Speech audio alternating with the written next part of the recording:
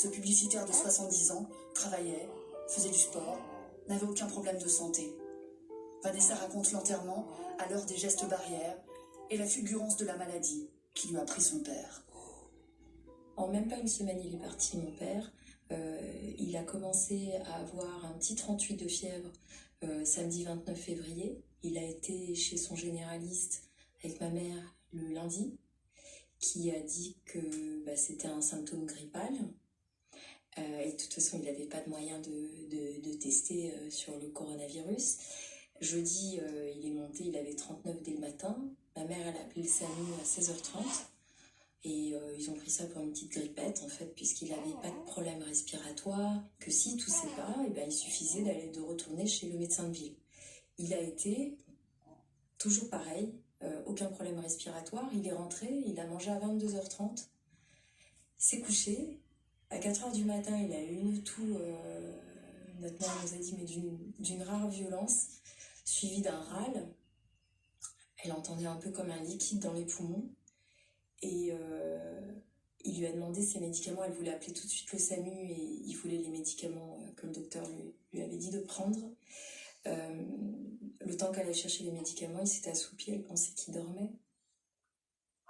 Et il était parti ? Il était parti, dans son lit. Et ce qui s'est passé, c'est qu'elle a appelé le SAMU, ils ont mis 1 heure à arriver, donc je pense qu'ils s'étaient effectivement débordés. Et bon, ils ont déclaré sa mort à vendredi 6 mars à 8h12. Ils ont fait des prélèvements sur son corps mort. Et qu'est-ce qu'il y avait sur ces prélèvements finalement ? Coronavirus.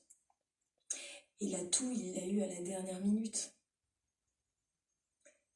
Donc je pense qu'on ne connaît pas encore bien le coronavirus. Je pense qu'il est beaucoup plus complexe qu'on le pense.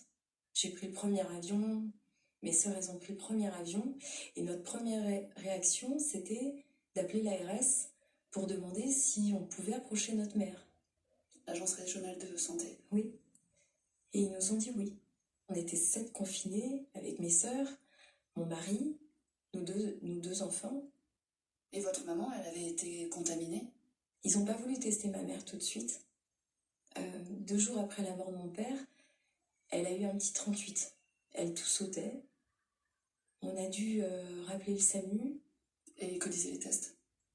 Que ma mère était positive. Pour autant, ils ne l'ont pas gardée à l'hôpital ? Non, ils lui ont donné 2 masques. Vous avez vécu en huis clos comme ça plusieurs jours On a vécu comme ça depuis le 6 mars.